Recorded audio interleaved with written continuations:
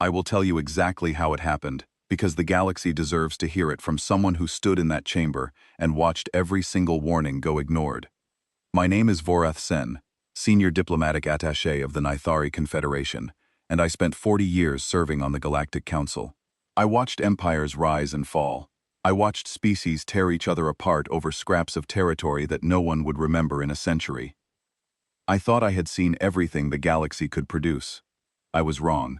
The galaxy had 10,000 years to learn patience, and humanity gave us 18 months of warnings we refused to hear. What followed was not a war. It was a lesson. And the tuition cost was paid in shame. The day the human delegation arrived at the Council Citadel on Aethara Prime, I was assigned as their diplomatic liaison. It was a low-prestige posting. Nobody wanted it. Humanity had been spacefaring for barely 2 centuries, a blink of an eye compared to species like the Krathosi Imperium, which had roamed the stars for 9,000 years, or the Drakari Dominion, which had conquered its first interstellar neighbor before humans had learned to forge metal. The thinking in the council halls was simple. These newcomers were irrelevant. Let someone expendable handle them. That someone was me. I met them at Docking Bay 14, a minor bay reserved for minor species. Their ship was functional but unimpressive. Clean lines, efficient engines, no decorative plating or weapon arrays visible on the hull.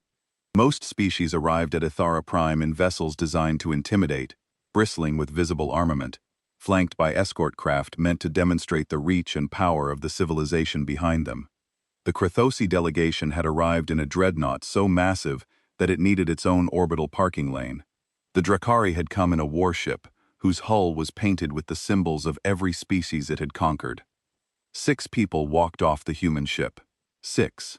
No military escort, no warships parked in orbit to flex their strength. Just 6 people in modest uniforms, carrying cases that turned out to hold gifts. The lead ambassador was a woman named Lena Vasic. She was shorter than I expected, calm in a way that I initially mistook for shyness. She smiled easily and spoke through a translator, though I noticed within the first hour that she was already picking up phrases in 3 galactic trade languages simultaneously.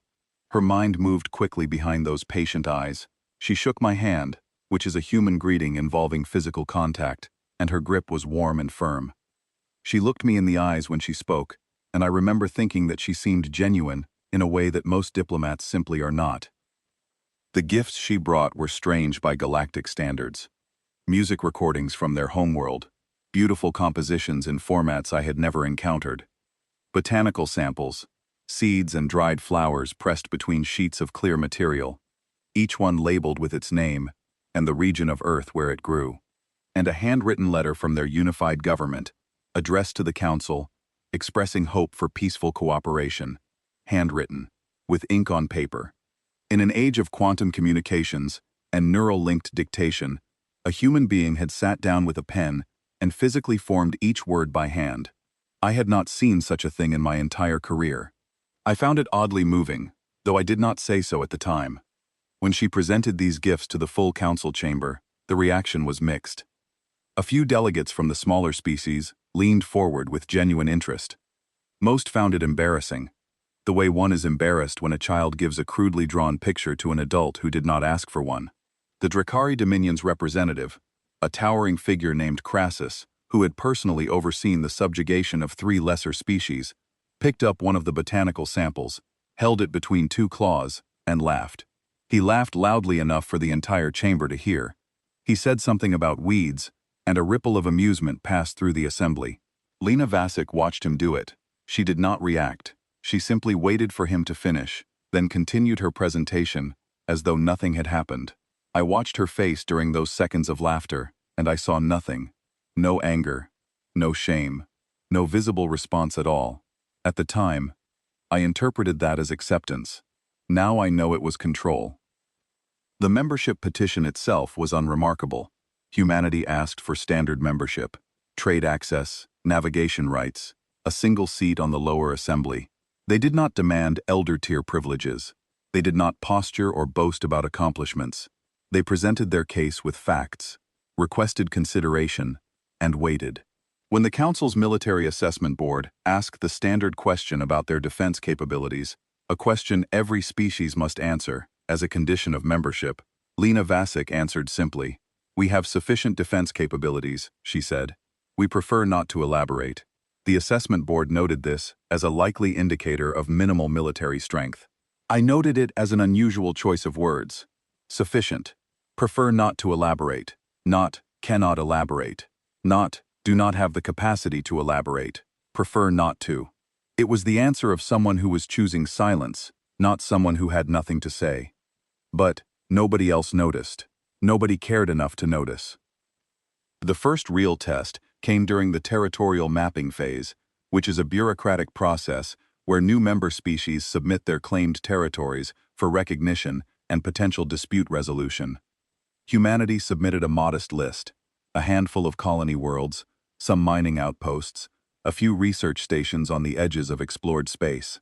Nothing that should have raised any flags, but one system, a small mining outpost called Verity Station, with a population of 800, fell within a region that the Krathosi Imperium had claimed on paper decades ago, but had never actually occupied, developed, or even surveyed.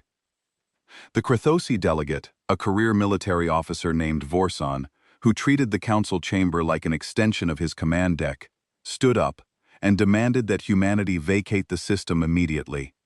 His tone was the tone of someone addressing an insect. He did not argue the merits of the claim. He did not present evidence of Krathosi activity in the system.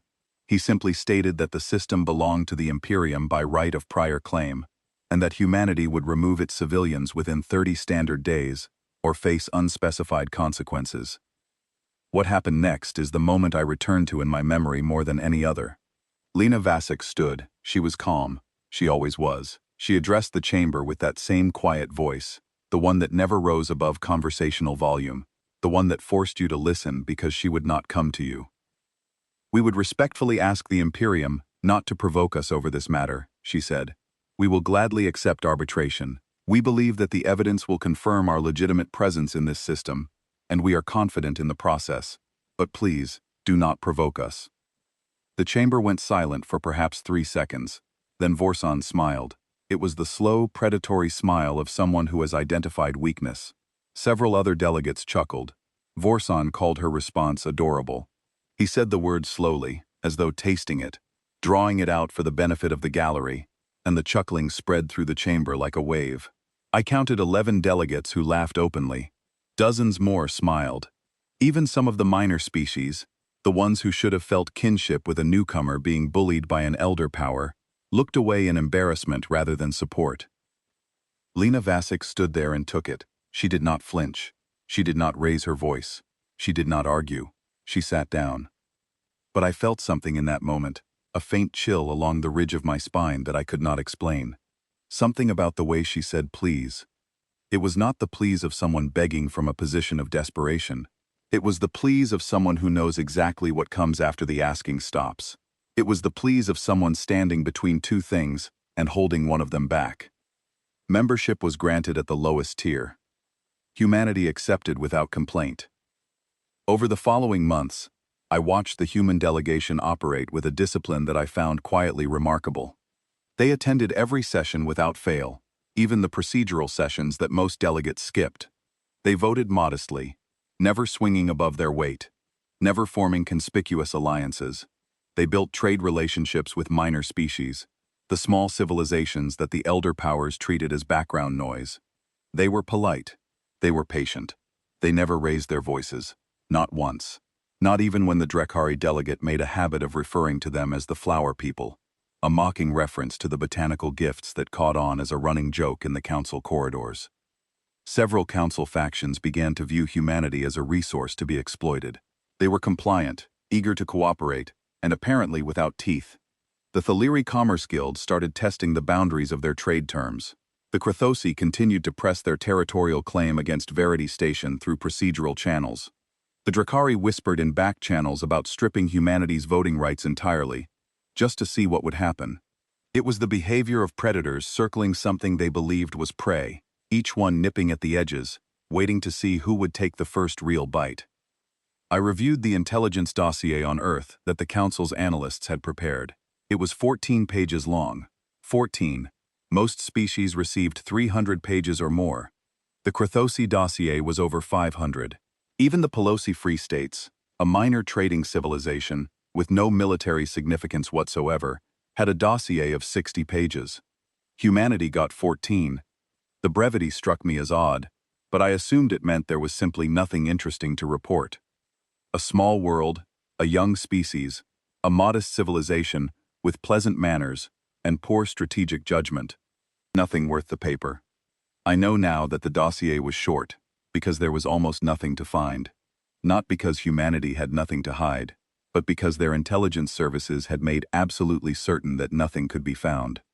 Every query our analysts ran came back clean, surface level, curated. The information that was available painted a consistent picture. A peaceful, cooperative, slightly naive civilization, finding its feet on the galactic stage. It was the most sophisticated information denial operation in galactic history, and we did not even realize it was happening. We were not looking at a species with nothing to hide. We were looking at a species that was so good at hiding that we could not see the act of concealment itself. I finished reading those 14 pages and set the file aside. I remember thinking, as I dimmed the lights in my office that evening, that humanity was exactly what they appeared to be: harmless, cooperative, forgettable. I could not have been more wrong. The period that followed, roughly 8 months after humanity's admission to the Council, is what I have come to call the testing. 3 separate Council factions independently decided to probe humanity's limits during this time. Each faction believed it was acting alone. Each believed it was the first to recognize that humanity could be pushed without consequence. The fact that 3 of the galaxy's most powerful institutions arrived at the same conclusion simultaneously should have been a warning in itself. When predators circle the same prey from different directions, it usually means the prey is genuinely vulnerable. But sometimes, it means the prey is so still, so quiet, so perfectly non-threatening that it has fooled everyone at once. That distinction matters. It is the difference between a meal and a catastrophe. The Thaleri Commerce Guild moved first. They controlled roughly 60% of galactic shipping lanes, a monopoly they had built over millennia through a combination of strategic infrastructure investment and ruthless economic pressure. The Thaleri were not warriors. They were merchants, but the kind of merchants who understood that controlling the flow of goods was a form of power more durable than any fleet. They imposed what they called a newcomer integration surcharge on all human cargo, a 300% tariff that had never been applied to any other species in the history of the guild. It was technically legal. There was an obscure provision buried deep in a trade charter from 4,000 years ago that allowed for temporary surcharges on new member species to offset integration costs. The provision had never been invoked because it was understood to be a relic of a less civilized era, an embarrassment that no one had bothered to formally repeal. The Thaleri invoked it anyway, because they could, and because they wanted to see what humanity would do. Humanity filed a formal protest through proper diplomatic channels. The protest was well crafted, legally sound, and entirely correct in its interpretation of trade law. Any neutral arbiter would have ruled in humanity's favor within hours. The Thaleri denied it. Humanity filed an appeal. The appeal was denied. Humanity filed a secondary appeal to the Council's arbitration board. That appeal was tabled indefinitely by a procedural maneuver that the Thaleri had perfected over centuries, a bureaucratic technique so refined that the appeal would cycle through review committees until the heat death of the universe, without ever reaching a hearing. And then humanity went quiet. They said nothing further about the surcharge. They simply rerouted their trade through longer, less efficient paths, using minor trade lanes and independent cargo carriers that operated outside the Thaleri network. The Thaleri interpreted this as submission. They congratulated themselves on establishing dominance over humanity's economic activity. The surcharge was generating almost no revenue, since humanity was no longer shipping through Thaleri lanes. But the point had been made. The newcomers knew their place.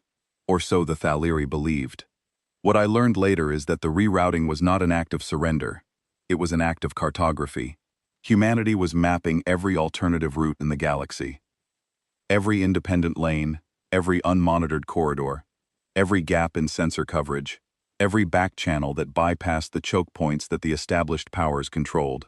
They were building a complete logistical network from scratch, one that would function entirely independently of every existing power structure. They were cataloging the galaxy's infrastructure weaknesses while the galaxy congratulated itself on having tamed them, and they were doing it so quietly that no one noticed. The second test came from the Krathosi Imperium. Vorson, the delegate who had called Lena Vasic adorable, was also a ranking officer in the Imperium's military command. He authorized what he described as a routine navigational exercise in the space around Verity Station. 4 heavy cruisers, each one bristling with weapons arrays and carrying a crew of over 3,000, crossed into human-administered territory without notification or permission and took up position within weapons range of the station. 800 civilians went to shelter protocols. Families with children moved into the interior compartments. Emergency seals engaged on the outer sections. The station's lighting shifted to amber alert status. For 6 hours, 800 people sat in sealed rooms and waited, and some of them held their children and did not know if they would see the next morning. A single human frigate responded. One ship. It was called the Quiet Covenant, and it was roughly 1/20th the size of a single Krathosi cruiser. It carried a crew of perhaps 60. It dropped out of faster-than-light travel between the Krathosi squadron and the station, alone, utterly outmatched by every measurable metric, and opened a communication channel. The frigate's captain, a man named Simon Gray, delivered a message that I have since listened to over 40 times. I have studied voice analysis. I have consulted behavioral specialists. I wanted to understand what I was hearing, because what I heard did not match any model of behavior I had been trained to recognize. His voice was calm, not nervous calm, not the forced calm of someone suppressing panic. Genuinely calm, the way a person is calm when they have already accepted every possible outcome and made peace with each one. He said, "You are in human-administered space. We ask you to leave. Please do not provoke a response." The Krathosi commander found this amusing. He held position for 6 hours, running his cruisers through formation drills just outside weapons range, making sure the frigate and the station could see every gun turret and every missile bay rotating through targeting arcs. It was a display designed to terrorize. Then he withdrew at his leisure, on his own timetable, to make it absolutely clear that he was leaving because he chose to, not because a single frigate had asked him politely. The incident was reported to the council. The Krathosi framed it as a minor navigational matter of no significance. The detail that everyone fixated on was this: humanity's entire military response to a 4-cruiser incursion into its sovereign space was a single frigate and a polite request.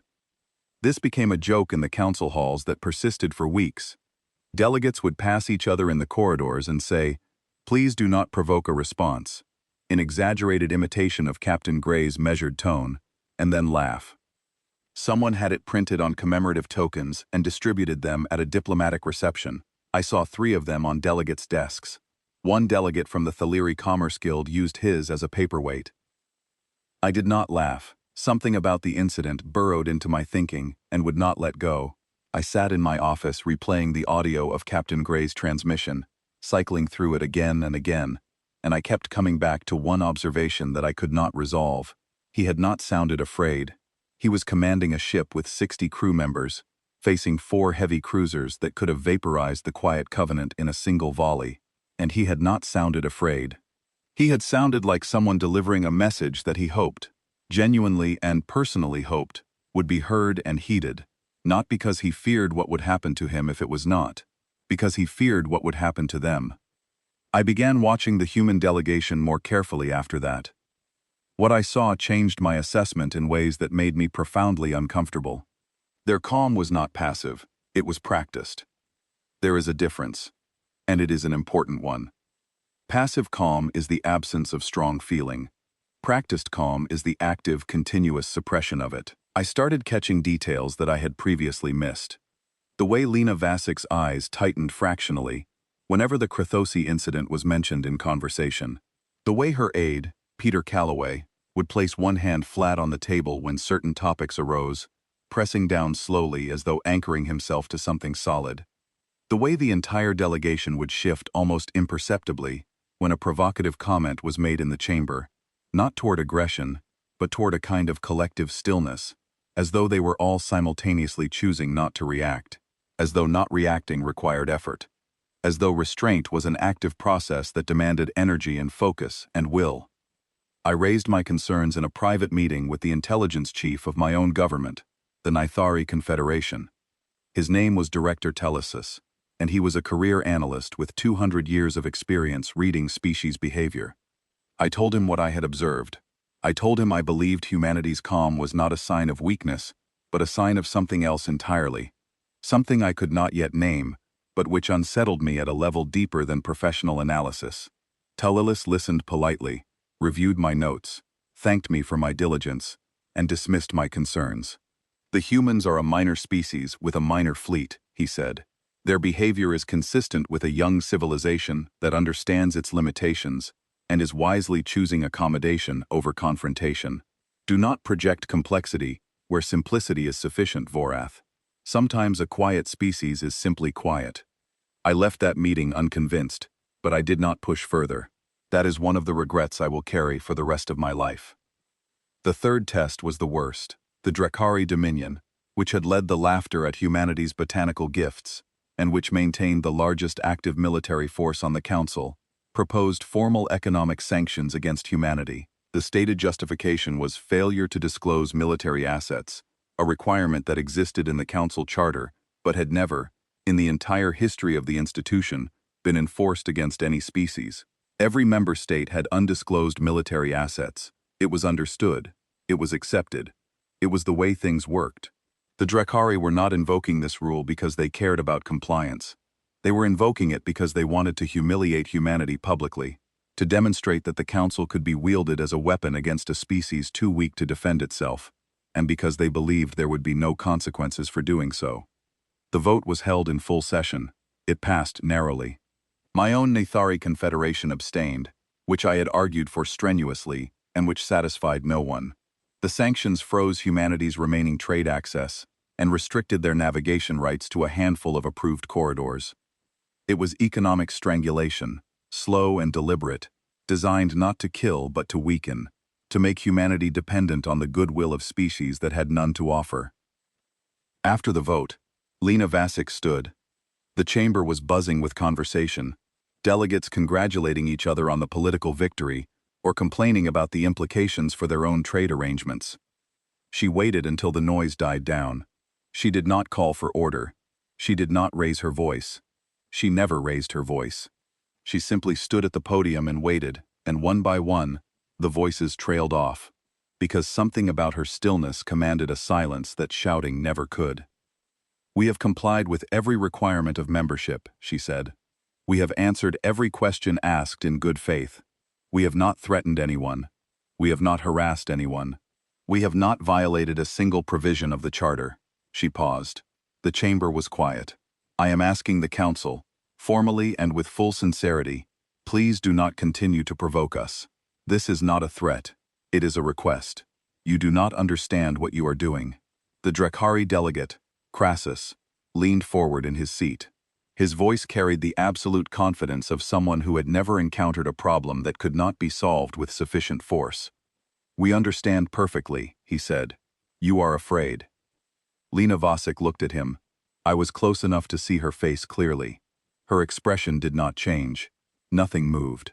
But something behind her eyes shifted, and for just a moment, I saw something that I had never seen on a human face before.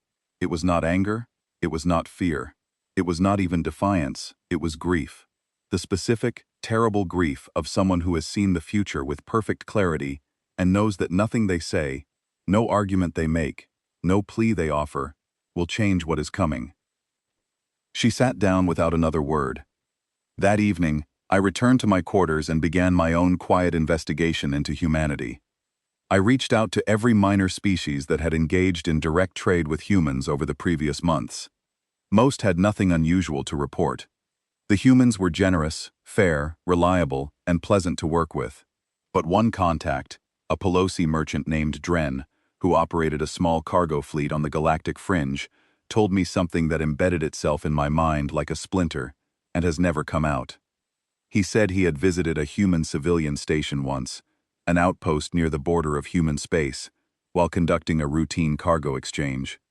While waiting for his goods to be processed, he had walked through a residential section and seen human children playing in a communal recreation area.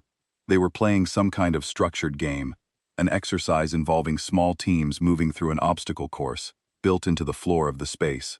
Dren had watched for several minutes, fascinated by the intensity of the children's focus. They were coordinating their movements, but not the way children typically play, with shouting and chaos and laughter. They were communicating with hand signals. They were using covering formations. They were flanking, leapfrogging, establishing overlapping fields of observation, and they were 6 years old. I asked Dren if he was certain about what he had seen. He said he had watched long enough to be very sure. He said the adults supervising the game did not seem alarmed or surprised by the children's behavior. They seemed proud. One adult had been taking notes. That night, I used my diplomatic access to request Earth's publicly available historical archives.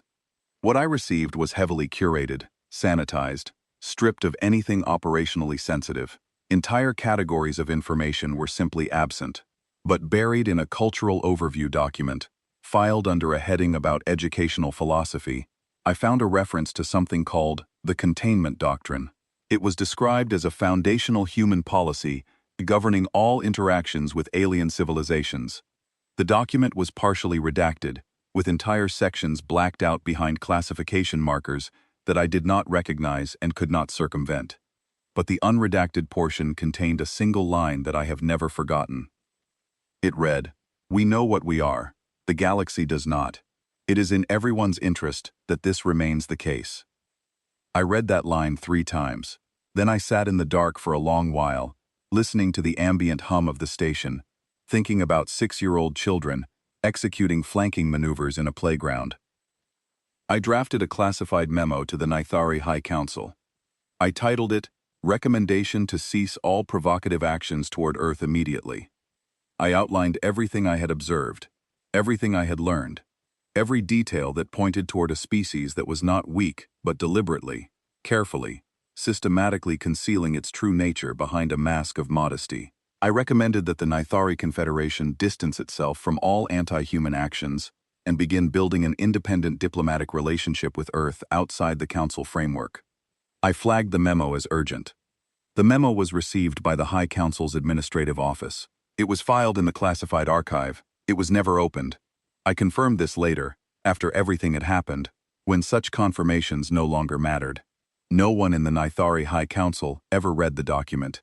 It sat in a secure server, unread and unacted upon, while the galaxy continued to poke at something it did not understand. That failure belongs to my government, but the broader failure, the failure to see what was standing right in front of all of us, belongs to every species that sat in that chamber and laughed when a soft-spoken woman said please. I can tell you the exact date and time that everything changed. I can tell you the position of every star visible from the observation deck of the Council Citadel at that moment, because I have replayed it in my memory so many times that the details have burned themselves into permanence. There are moments in history that divide everything into before and after, and this was one of them. Before, the galaxy believed it understood humanity. After, the galaxy understood nothing, except that it had made the worst miscalculation in recorded history. The Krathosi Imperium had grown bolder with each unanswered provocation. The navigational exercises near Verity Station became routine occurrences, happening every few weeks with increasing casualness. Krathosi patrols crossed into human space with greater frequency, staying longer, pushing deeper, conducting sensor sweeps of human installations, testing boundaries that humanity kept quietly redrawing further and further back. Within the Council, the Krathosi framed these incursions as justified security operations. Vorson argued that humanity's refusal to disclose its military capabilities constituted a potential threat to regional stability, and that the Imperium had both the right and the responsibility to conduct surveillance operations in adjacent space. The logic was circular and transparently self-serving, but no one challenged it.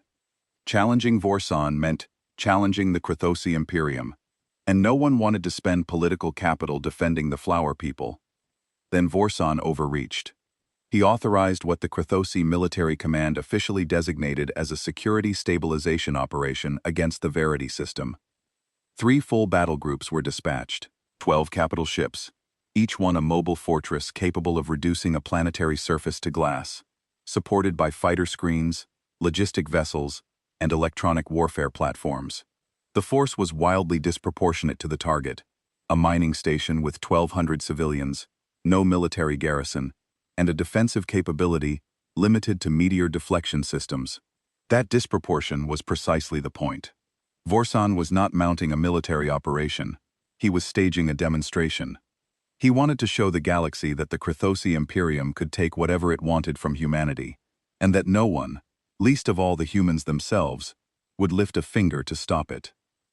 The Krathosi commander, a decorated officer named Tesseract, who had earned his reputation suppressing colonial rebellions on the Imperium's frontier, arrived in the Verity system and broadcast an evacuation order on open channels. The civilians on Verity Station had 6 hours to evacuate. 6 hours. The station's transport capacity, a handful of short-range shuttles and 2 cargo haulers, could accommodate roughly 300 people. 1,200 souls lived on that station. Miners who had spent years extracting rare minerals from the system's asteroid belt, engineers who maintained the station's life support and refining equipment, their families, children who had been born on that station and had never set foot on any planet. Evacuating all of them in 6 hours was physically impossible, and every military analyst in the galaxy knew it. Commander Tesseract knew it. Vorsan knew it. The evacuation order was not meant to be followed. It was meant to create a pretext. When the 6 hours expired and civilians remained on board, the Krathosi would be able to claim that they had offered an opportunity for peaceful withdrawal and that humanity had declined. Humanity's response was immediate and came through every proper channel simultaneously. Lena Vasic filed an emergency petition with the Council, requesting intervention and a ceasefire order. She requested a 72-hour extension to the evacuation deadline to allow for the safe transfer of all 1,200 civilians, including the elderly, the children, and the medical patients who could not be moved quickly. Her petition was detailed, legally precise, and morally unassailable. It cited 17 precedents in Council charter law. Any neutral arbiter would have granted the extension without hesitation. The Council received it. The Council debated it. For 90 minutes, delegates argued about jurisdiction, about precedent, about whether the Council had the authority to interfere in what the Krathosi were calling an internal security matter. The Krathosi delegate voted against even allowing discussion. The Drakari abstained with visible amusement, watching the proceedings the way a spectator watches a game whose outcome is already decided. My own government, the Nithari Confederation, voted to extend the deadline but was outnumbered. The emergency petition was tabled for further review.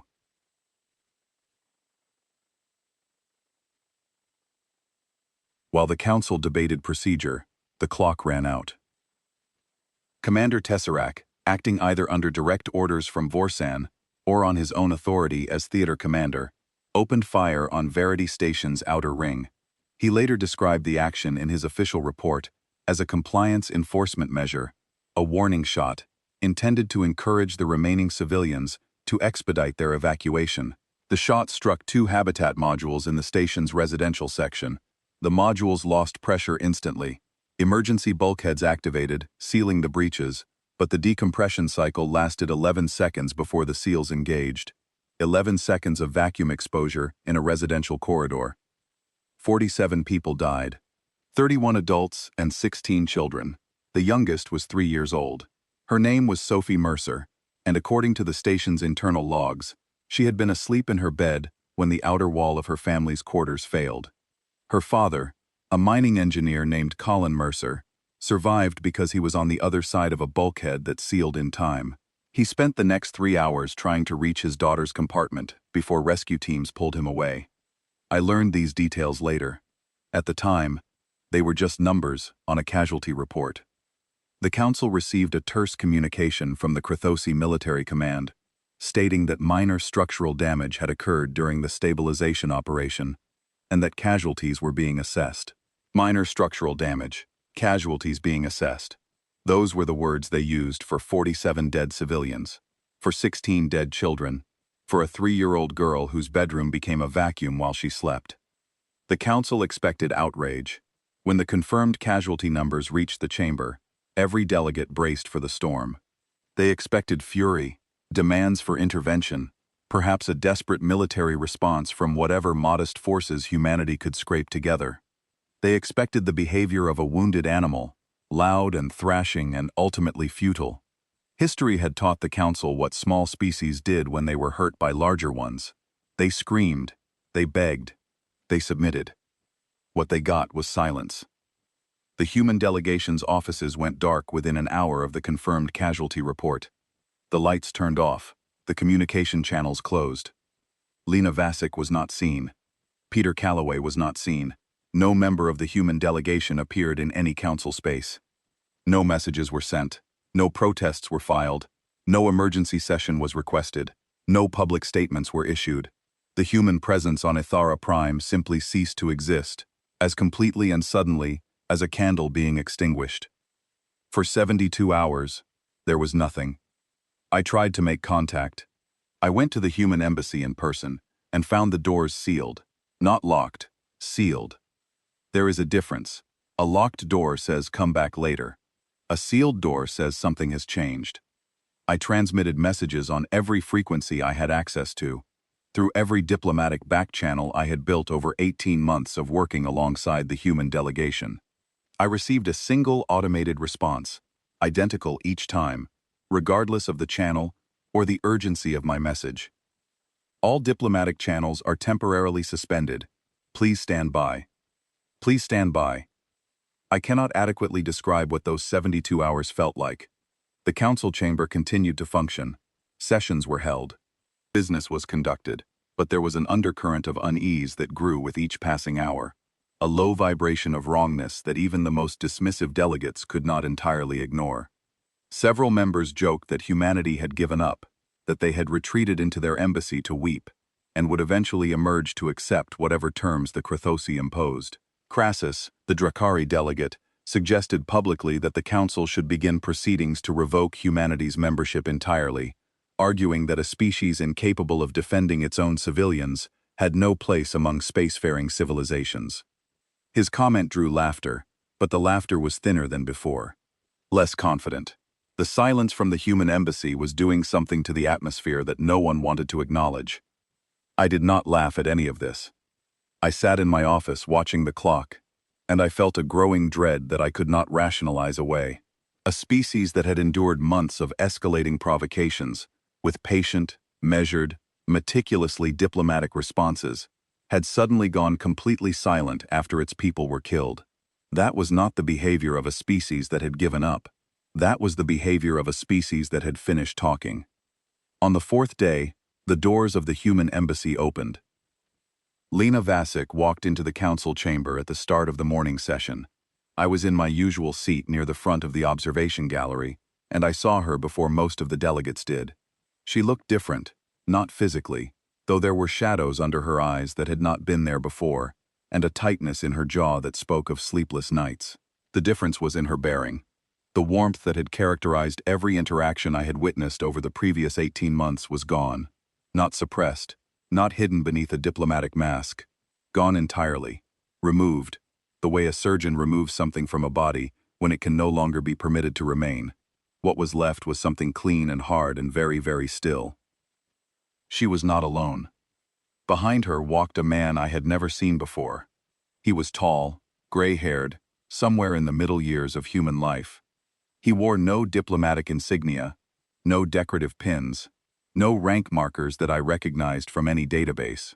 His uniform was black, unadorned except for a single emblem on his chest, a symbol I did not recognize.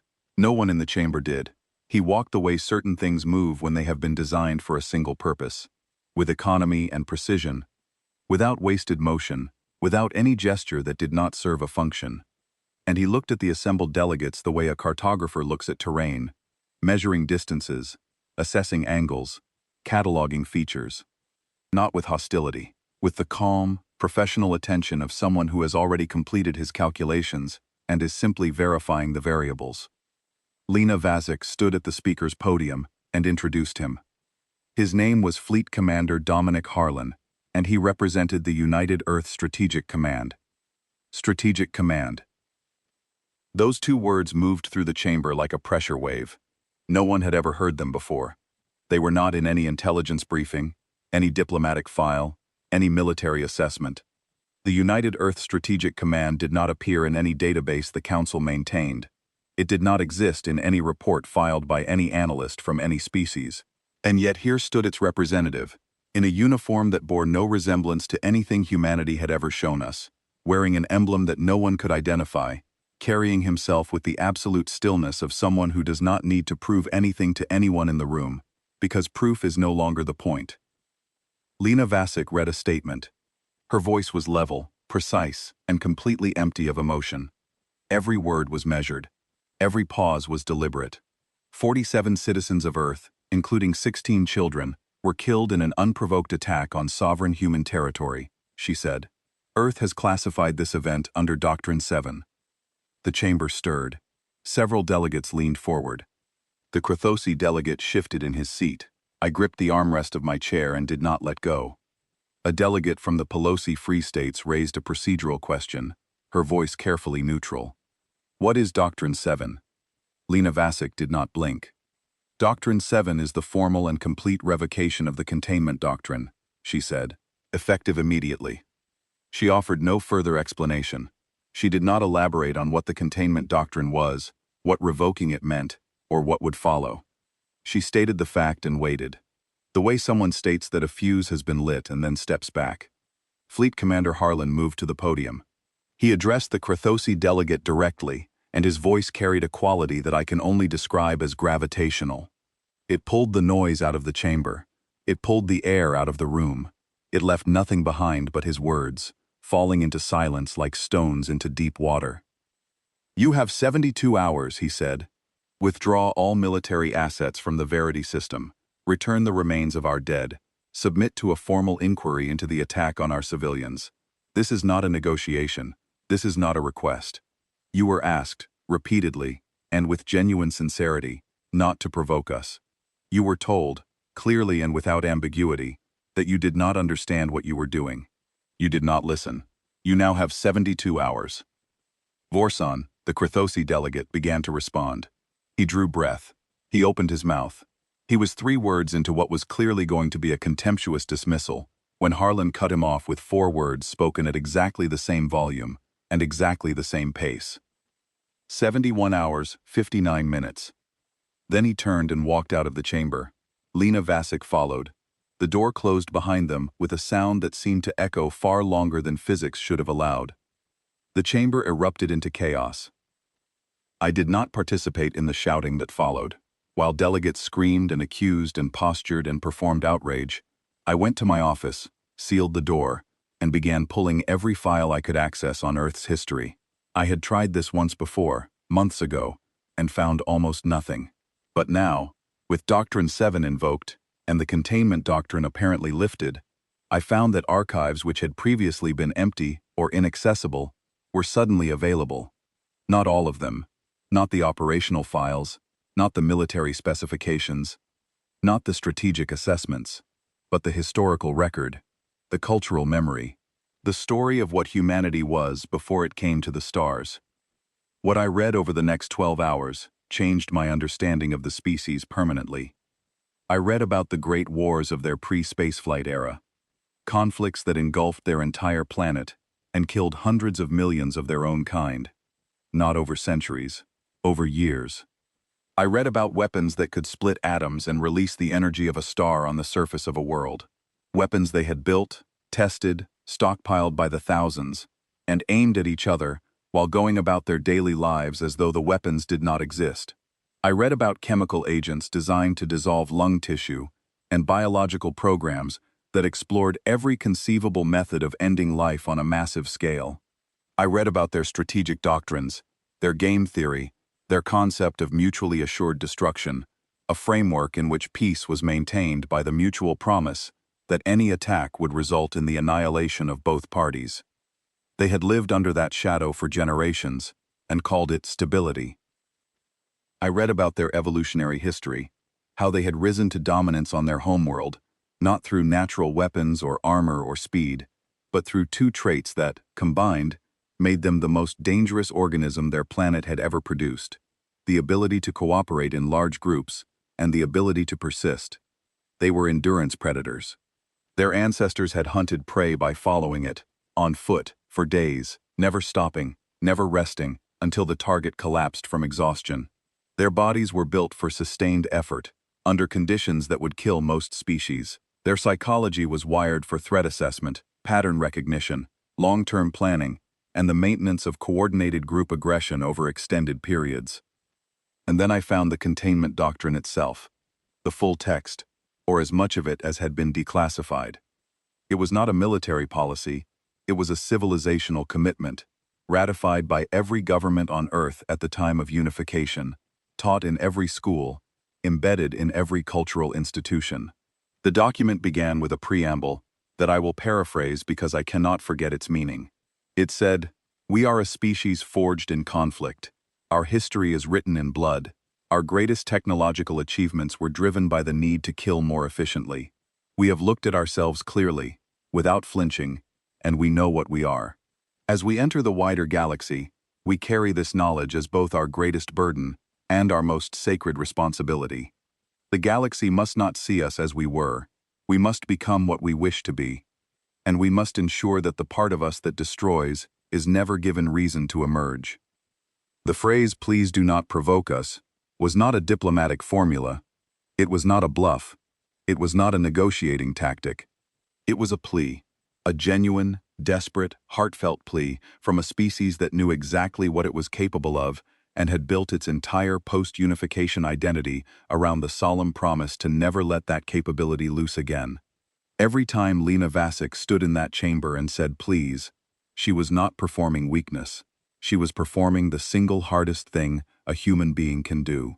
She was holding back, and we had laughed at her for it. The 72 hours passed. The Krathosi did not withdraw. They reinforced. Vorsan, either out of arrogance or a genuine inability to believe that a species which had endured so much humiliation could possibly pose a threat, ordered additional battle groups to the Verity system. 30 capital ships now held position around the station, surrounding it like a cage, daring humanity to make good on its deadline. The Council held an emergency session. Several moderate delegates urged the Krathosi to comply with humanity's terms, if only to de-escalate. They were shouted down. The majority view was that humanity was bluffing, that the dramatic entrance and the ticking clock had been theater, the desperate gamble of a species with no real power trying to buy time through intimidation. I spoke in that session. I stood before the full council and shared everything I had found. I described humanity's military history, their weapons programs, their strategic doctrines, their evolutionary advantages. I told them about the containment doctrine. I told them what it meant, what it implied, what it revealed about the species we had been mocking and marginalizing for 18 months. I begged them to intervene before the deadline expired. I begged them to force the Krathosi withdrawal. I told them we were standing at the edge of something that none of us understood. I was told to sit down. I was called hysterical. Crassus suggested publicly that I had been compromised by the human delegation and recommended an investigation into my loyalties. Vorsan said that my speech was the most entertaining thing he had heard all week. I sat down. The deadline continued to expire. At midnight, Galactic Standard Time, the 72 hours ran out. I was in my quarters. I had been unable to sleep, unable to eat, unable to do anything but sit at my desk and stare at the communication console, waiting for something I could feel coming but could not name. At 4 minutes past midnight, the console activated with a priority alert. The alert was cascaded from the Galactic Military Sensor Network, an automated system that continuously monitored energy signatures across known space. The alert reported simultaneous anomalous energy signatures in 7 star systems. Not near those systems. Inside them, massive readings, far exceeding anything the Krathosi maintained in those locations, appearing out of nothing, as though someone had switched on 7 suns in places where no suns existed. The signatures did not match any known engine type. They did not match any known weapon system. They did not correspond to any technology in the galactic database. The automated classification system, designed to categorize every detectable energy source in the galaxy, returned a single designation for all 7 readings: unknown.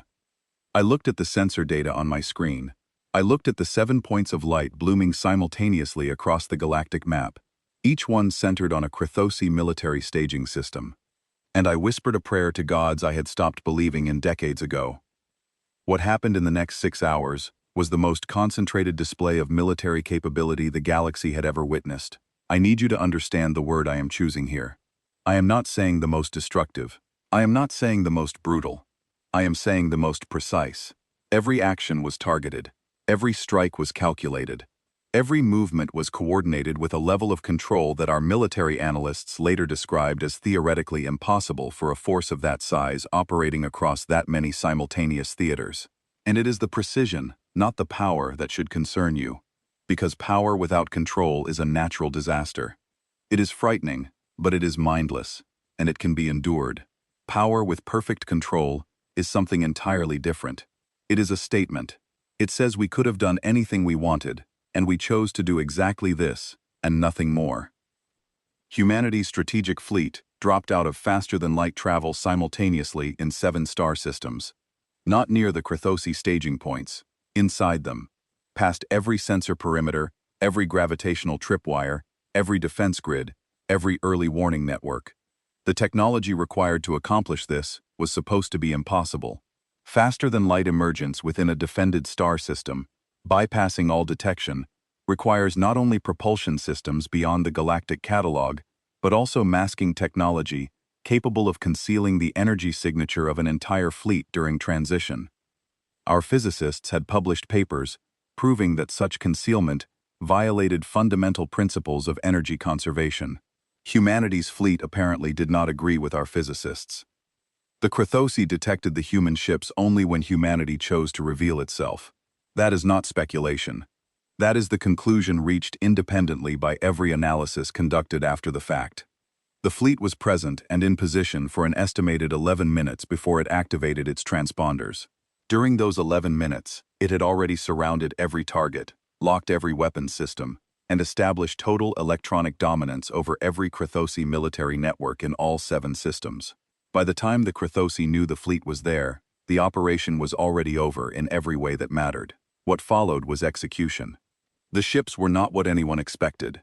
The galaxy had seen humanity's visible fleet, the modest frigates and patrol corvettes and defense platforms that had informed every intelligence assessment for 18 months. Those ships had been the basis of every conclusion the Council had reached about humanity's military capacity. They were functional, adequate, consistent with a young civilization still developing its spacefaring capabilities. The ships that materialized in those 7 systems were something else entirely. They were fast, angular, running almost no detectable emissions. Their hulls were dark and non-reflective, designed to absorb sensor returns rather than bounce them back. They were not large. The biggest was perhaps half the mass of a Krithosi capital ship, but they moved with a speed and coordination that made their size irrelevant. There were over 300 of them, and until that night, no intelligence service in the galaxy had known they existed. 300 warships, designed, built, crewed, trained, maintained, and hidden for over a century, in plain sight. Behind a curtain of modest frigates and polite diplomacy and botanical samples. What followed lasted exactly 47 minutes, 1 minute for each human killed at Verity Station. That timing was not coincidental. It was a message, delivered with the same quiet precision that characterized everything else about the operation. Not a shout, a statement of fact, written in fire. In those 47 minutes, humanity dismantled the Krithosi Imperium's entire ability to project military power. Not its population, not its cities, not its civilian infrastructure. Its military infrastructure. Orbital shipyards where capital ships were constructed were reduced to expanding fields of wreckage. Weapons manufacturing platforms were gutted by strikes so precise that neighboring civilian stations were untouched. Fuel storage depots, command relay stations, long-range sensor arrays, communication hubs, logistics centers, officer training academies, missile production facilities. Every piece of hardware that allowed the Krithosi Imperium to build, coordinate, supply, and deploy a military force was destroyed or permanently disabled in 47 minutes. The targeting was surgical to a degree that defied comprehension. I reviewed the after-action assessments compiled by neutral military observers from 6 species, and the statistics are extraordinary.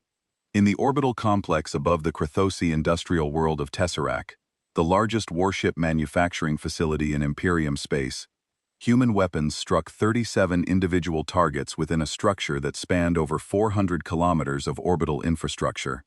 Military modules were obliterated. Civilian residential pods, commercial docking bays, medical facilities, schools, all of which were interspersed throughout the complex in the typical Krathosi architectural style, were untouched. The nearest a human weapon came to a non-military structure was 1.7 kilometers, across 37 strikes in a 400-kilometer target zone. 1.7 kilometers of consistent margin. That is not skill. Skill implies effort, implies the possibility of failure. What humanity demonstrated was something beyond skill. It was a technological and operational capability that operated on principles our engineers could not identify from the wreckage. The 30 Krathosi capital ships at Verity Station attempted to respond, but they were already beaten before the first order was given. Their communications were compromised across every frequency, not jammed with static or noise, but infiltrated with perfectly crafted false signals that replicated Krathosi command protocols so precisely that crews could not distinguish real orders from fabricated ones. Navigation systems fed incorrect positional data. Weapons targeting arrays cycled endlessly through phantom contacts, while the real threats moved around them with impunity. The electronic warfare capabilities that humanity deployed were not merely superior to Krathosi systems. They operated on entirely different principles, exploiting vulnerabilities in Krathosi technology that the Krathosi themselves did not know existed. The Krathosi fleet was not fighting an enemy. It was fighting its own equipment. Within 20 minutes, the 30 capital ships were surrounded. Human vessels held formation around them in a sphere, close enough to communicate, far enough to maintain weapons distance. They were not fired upon. They were simply enclosed, the way a net draws closed around something that has already stopped struggling. Then Fleet Commander Harlan opened a channel. His voice was unchanged, the same unhurried, measured delivery he had used in the council chamber. No anger, no triumph, no satisfaction, just the steady, even cadence of someone communicating established facts. Your military capability has been neutralized, he said. Your shipyards, manufacturing platforms, and command infrastructure across all 7 staging systems have been eliminated.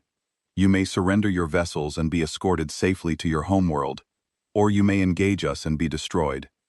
You have 10 minutes to decide. 28 ships surrendered. They powered down their weapons, opened their hangars, and submitted to boarding procedures. Their crews filed out in orderly lines, and human marines escorted them to transport vessels with a professional courtesy that several Krathosi officers later described, with visible confusion, as respectful. 2 ships fired. The first was destroyed in under 3 seconds. The second lasted slightly longer, perhaps 4. I reviewed the sensor logs from the Council's monitoring center. The explosions from the 2 destroyed ships were still forming, the debris field still glowing, still expanding outward in slow-motion clouds of superheated metal, when the 28 surrendered vessels had already completed docking procedures with human escort ships. Destruction and mercy, carried out simultaneously, side by side, with equal efficiency. The Council's emergency monitoring center was pandemonium. I stood in the back of the room, surrounded by screaming delegates, watching real-time sensor feeds from 7 star systems update simultaneously on the main display. Species that had spent centuries building their military reputations were scrambling to mobilize their own forces, not against humanity, but in case humanity decided to continue beyond the Krathosi. Fear had replaced every other consideration in a matter of hours. The calculations had changed. Everything had changed.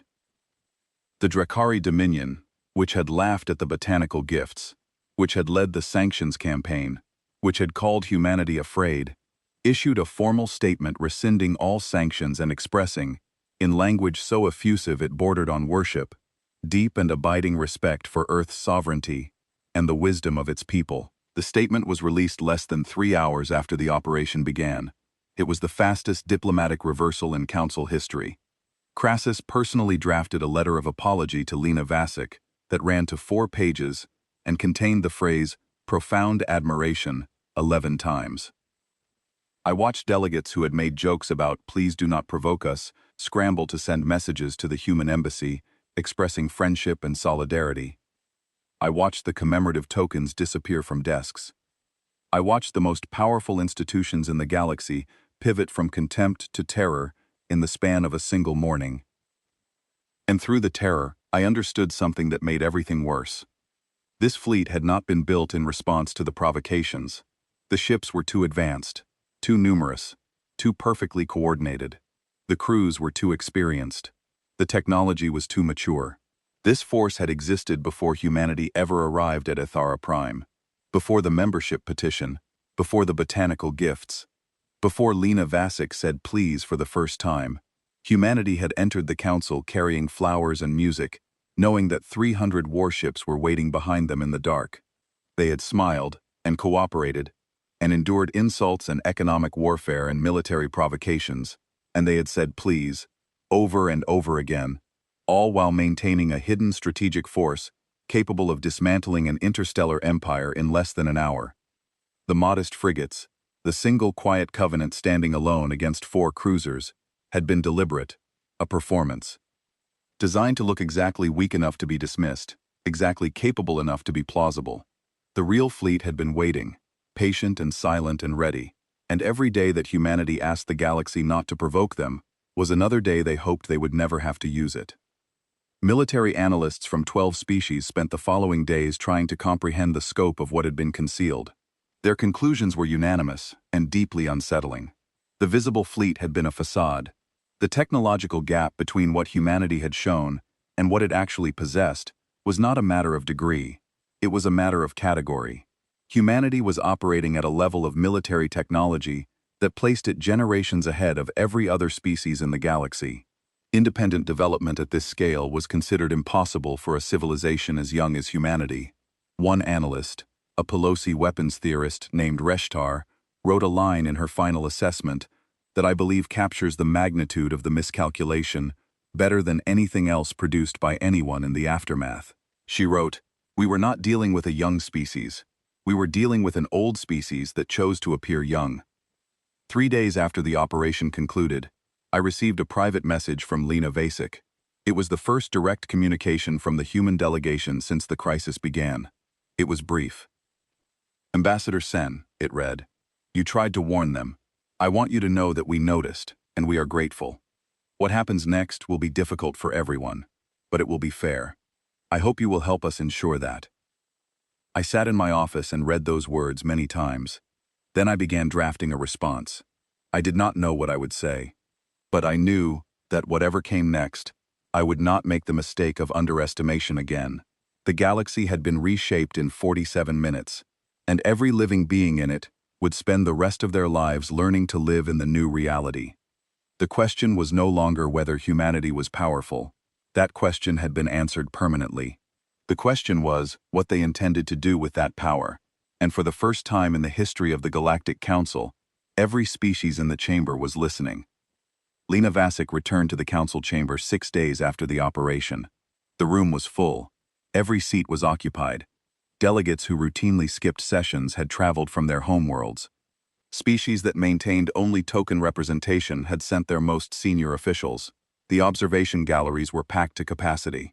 The corridors outside were lined with security personnel from a dozen governments, all of them tense, all of them armed, all of them privately aware that their weapons would mean nothing if this meeting went badly. Fleet Commander Harlan was absent. I noticed this immediately and understood it immediately. The man who had delivered the ultimatum, who had overseen the most decisive military operation in galactic history, was not there. Only Lena Vasic, accompanied by Peter Calloway and 2 other members of the diplomatic team I had come to know over 18 months. They wore the same modest uniforms they had always worn. They carried no weapons. They brought no military escort. The warships had delivered one message. The diplomats were here to deliver a different one. That choice was deliberate. Everything humanity did was deliberate, and I had finally learned to read the intention behind the action. Lena Vasic took the speaker's podium. The chamber fell silent before she spoke. No one needed to be asked for quiet. The silence assembled itself, drawn into place by the weight of what had happened and the anticipation of what was about to be said. Her voice was calm, as it always was, but the quality of the calm had changed in a way that I could feel in my chest. Before the crisis, her calm had been warm, patient, touched with the kind of hope that comes from believing the best in others, even when the evidence argues against it. Now it was something else, quieter, heavier, the calm of someone who has walked through fire and emerged on the other side, still standing but permanently altered. She was still Lena Vasic, but something behind her eyes had closed, and I do not think it ever fully opened again. She presented humanity's terms. She did not frame them as demands. She called them proposals for a revised framework of mutual coexistence, and she spoke as though she genuinely believed in the word mutual. But everyone in that room understood that these proposals arrived with the weight of 300 warships behind them, and no delegate was in a position to negotiate. The terms were these: full and permanent recognition of all human-administered territories, including Verity Station and every colony and outpost in human space, with no further disputes permitted on systems where humanity had established a continuous presence. A permanent seat on the Council's upper assembly, with full voting rights and veto authority on matters involving military action against civilian populations. Immediate and permanent dissolution of all discriminatory trade policies, tariffs, surcharges, and sanctions that had been applied to humanity at any point during its membership. A war crimes tribunal for the attack on Verity Station, to be convened and judged by a panel composed entirely of non-human judges, selected from species with no significant political or economic ties to either humanity or the Krathosi Imperium. Reparations to the families of the 47 dead, to be paid by the Krathosi Imperium from its military budget, with the amount to be determined by the tribunal. And finally, a new clause in the Council Charter that Lena Vasic called the Provocation Doctrine, establishing that any unprovoked military action against a member species' civilian population would be treated as an act of aggression against the full Council, triggering a mandatory collective response. The chamber listened in absolute silence. When she finished, there was a long pause. I watched the faces of the delegates around me. I saw fear, resentment, shame, confusion, and a particular kind of cognitive dissonance that comes from encountering behavior that does not match any existing model. They had expected conquest. Every delegate in that room, from the most powerful to the least, had spent the previous days preparing for what they assumed was coming: territorial demands, political subjugation, forced disarmament, economic extraction, the systematic dismantling of defeated institutions. That was the pattern. That was how power worked in the galaxy. A species that won a decisive military victory took everything it could hold for as long as it could hold it. The Krathosi had done it. The Drakari had done it. The Thaleri had done it economically. Every elder power in the room had, at some point in its history, used military superiority to extract concessions that went far beyond justice into exploitation. Humanity did not do this. Humanity demanded no territory from the Krathosi. Not a single system, not a single station, not a mining claim, not a trade route, not a strategic position. It demanded no regime change, no political restructuring, no permanent military occupation. It demanded no tribute, no vassalage, no submission. It demanded justice for its dead, security for its living, and a rule of law that would apply equally to every species in the galaxy. The Provocation Doctrine did not exempt Earth from its provisions. Lena Vasic made this explicit, speaking clearly and looking directly at the assembly as she said it. If Earth ever attacks the civilian population of another species without provocation, the same consequences apply to us. We wrote this doctrine to bind everyone, including ourselves. Several delegates exchanged glances. I could read the confusion in those glances. This was not how victors behaved. This was not how power was exercised. Some of them, I think, genuinely could not understand why a species with the ability to reshape the galactic order was choosing not to do so. Others, the more thoughtful ones, understood exactly what was happening and found it more frightening than conquest would have been. Because a conqueror is predictable. A species that wins and then restrains itself is something the galaxy had never encountered before. The terms were accepted unanimously. No one voted against them. No one abstained. No one even requested a recess to consult with their governments. The Krathosi delegate was absent, as the Imperium's government had collapsed in the wake of the military disaster, and was in the process of reconstituting itself under new leadership. The Drakari voted yes with such speed that Crassus nearly spoke over the procedural officer conducting the roll call. The War Crimes Tribunal convened 2 weeks later on the Pelosi homeworld, chosen specifically because the Pelosi had been one of the very few species to maintain consistently fair and honest dealings with humanity from the beginning. The panel of 7 judges represented species from across the galaxy, none with significant ties to either party.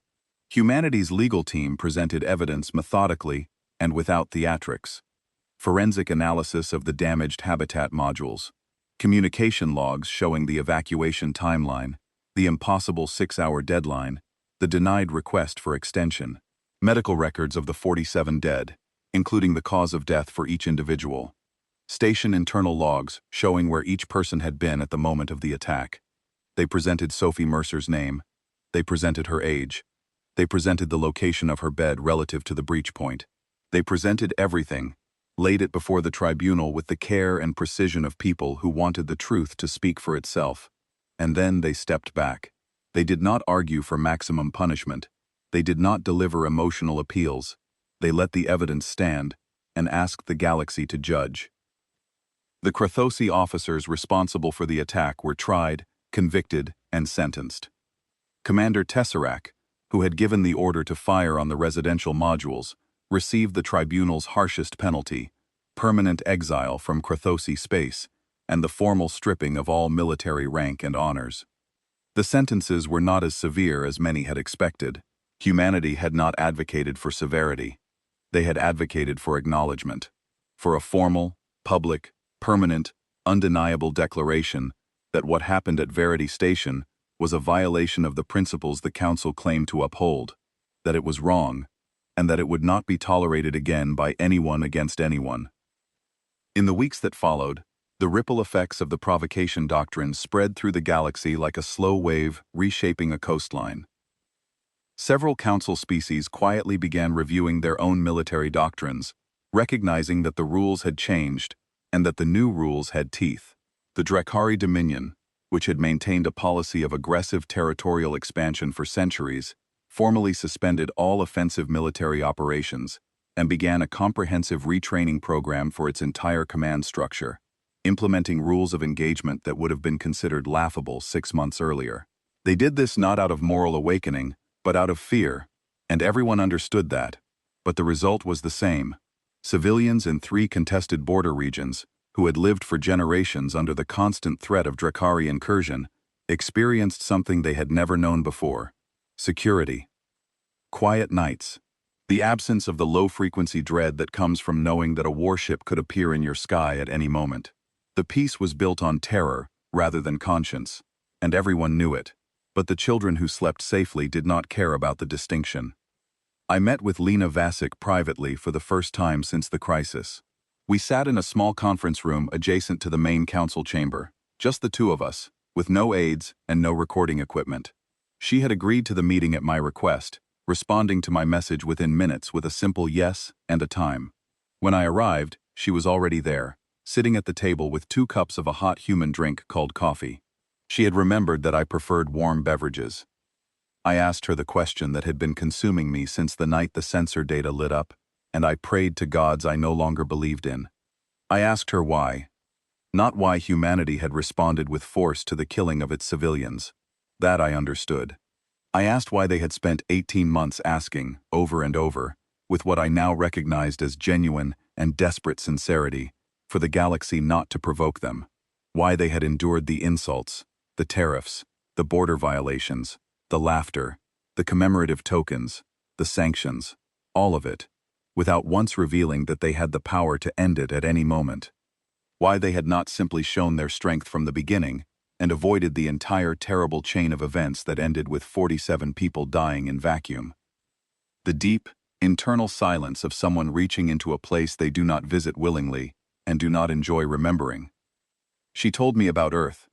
Not the Earth I had read about in the declassified military histories, the Earth of wars and weapons and strategic doctrines. The human Earth, the lived Earth. She told me about the centuries of conflict that had shaped her species, and she told me about them not as strategic events to be analyzed, but as wounds that had been carved into the collective memory of every human being alive. She described what it meant for a civilization to emerge from an era in which it had killed hundreds of millions of its own members. Not over millennia, over decades.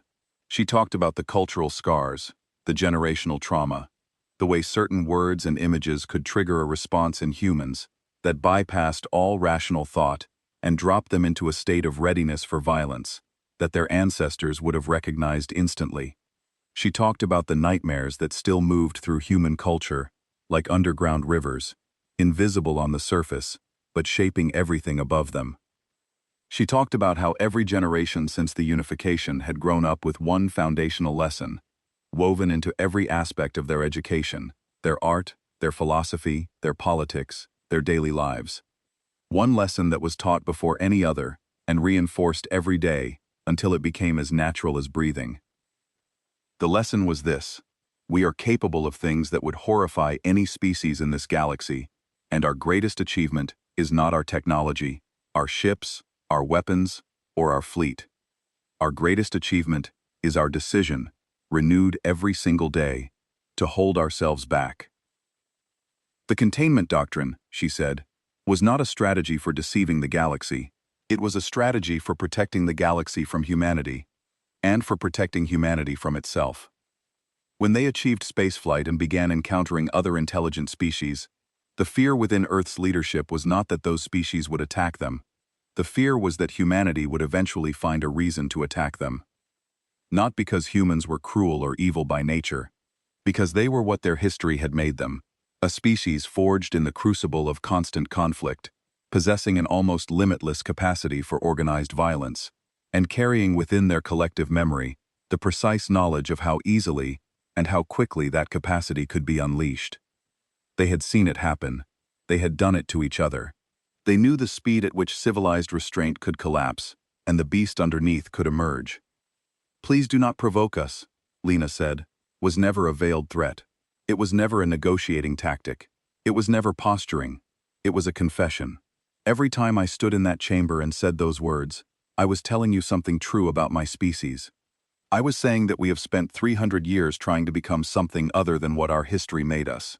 We built institutions and laws and educational systems and cultural safeguards, all designed to keep the part of us that fights and kills and conquers locked away in a room that we never open. And it works. It works every single day that no one gives us a reason to open the door. What I was asking, what I was begging, was for you not to give us that reason. Because we were not confident, and we are still not confident, that once the door opens, we will be able to close it again. I asked her about Doctrine 7, what it had cost to invoke it. She looked at me, and for the second time in my acquaintance with Lena Vasic, I saw grief in her eyes.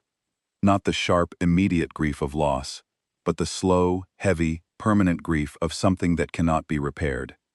47 people died, she said. 16 of them were children, and the part of us that we spent 3 centuries containing woke up in a single hour. The fleet was already built. The weapons were already developed. The plans were already in place. We had hoped, genuinely and desperately, with everything we had, that we would never use any of it. That we could live our entire existence as a spacefaring species without ever showing the galaxy what we really are. That we could be the version of ourselves that brings flowers. Verity Station took that hope from us. She paused, and when she spoke again, her voice was barely above a whisper, and I leaned forward to hear her. You asked why we did not show our strength from the beginning. The answer is that we were ashamed of it. We are still ashamed of it, the flowers and the music and the handwritten letters. Those were not a disguise. Those are the parts of ourselves that we are proud of. Those are the parts we wanted the galaxy to know. The fleet, the weapons, the capacity to dismantle an empire in 47 minutes. Those are the parts we carry like scars from a disease we survived. We are not proud of being able to do what we did. We are terrified by it. And now the galaxy has seen it, and it will never look at us the same way again, and we will carry that for the rest of our history. She was right. In the months that followed, Humanity quietly returned to its previous diplomatic posture. The hidden fleet was withdrawn to wherever it had been concealed for the past century. The human delegation continued to attend council sessions, vote with measured moderation, build trade relationships with willing partners, and speak softly in the assembly halls. Lena Vasic still brought cultural exchange gifts. She still smiled when greeting colleagues. She still said please and thank you with warmth that was genuine, because it had always been genuine, even when no one believed it. But everything was different, and everyone knew it, and no one could pretend otherwise. I watched younger council delegates interact with human diplomats in the corridors and meeting rooms of Athara Prime, and I saw the fear in their eyes. It was not the obvious, dramatic fear of someone facing an immediate threat. It was the subtle, constant, low-grade fear of someone who has learned that the friendly neighbor they have known for years has a locked room in their house, and they now know exactly what is inside it. The smile is the same, the handshake is the same, the conversation is the same, but the knowledge changes everything, because you cannot unknow what you have learned, and every interaction from this point forward carries the invisible weight of what you now understand to be possible. The humans saw the fear. I watched their faces when they noticed it. The flinch when a human diplomat reached for something on a table too quickly. The half-step backward when a human voice rose slightly in emphasis during a debate. The too-fast agreement, the too-eager accommodation, the careful, constant monitoring of human body language for any sign of displeasure. I watched the humans register all of this, and what I saw in their expressions was not satisfaction, not the quiet pride of a species that has earned the respect it always deserved. What I saw was sadness. Deep, private, unshowable sadness. This is what the galaxy's arrogance cost them. Humanity did not just lose 47 people at Verity Station. They lost the possibility of ever being seen as simply peaceful. They had wanted so badly to be the species with the flowers and the music and the handwritten letters. They had spent 3 centuries building an identity around that aspiration, pouring their collective will into the project of being better than what their history suggested they were. And the galaxy, through its contempt and its cruelty and its bottomless refusal to listen, had forced them to reveal the other thing they carried inside them. They would wear both faces now, forever, for the rest of their existence as a spacefaring civilization. The hand that offers flowers and the hand that holds a weapon. And every species they met for the rest of their history would see the weapon first and the flowers second, and the humans would know it, and they would grieve it quietly, in private, where no one could see. I carry my own burden from all of this, and I will carry it until I die. I was there. I saw the warnings. I recognized the signs before most of my colleagues. I felt the chill when Lena Vasic said please, and I understood, on some level that I could not articulate at the time, that the word carried a weight the chamber was not measuring. I wrote my memo. I made my arguments. I sat in my office and felt the unease growing in my gut, and I did not push hard enough. I did not stand on the floor of the council and refuse to yield until someone listened. I did not go to the press, or to other governments, or to anyone who might have had the power and the will to intervene. I was polite. I was measured. I was diplomatic. I followed proper channels and accepted proper responses and went back to my proper office when I was told to sit down. And 47 people, including a 3-year-old girl who was sleeping in her bed, with no knowledge that the galaxy outside her window contained anything but stars, died because the council valued its comfort more than the truth that was standing right in front of it. The most dangerous species in the galaxy came to the council citadel carrying seeds and music and a handwritten letter.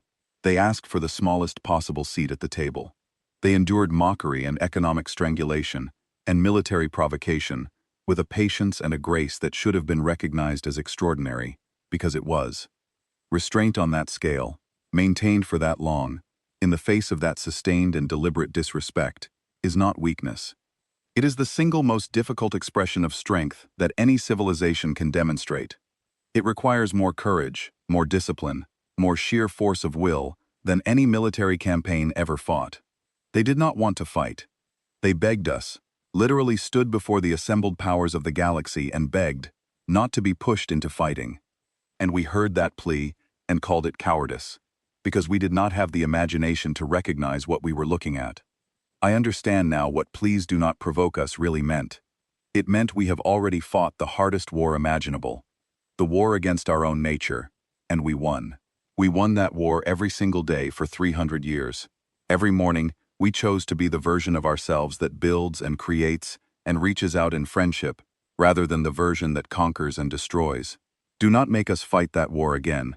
Do not force us back into the arena with the part of ourselves that we locked away.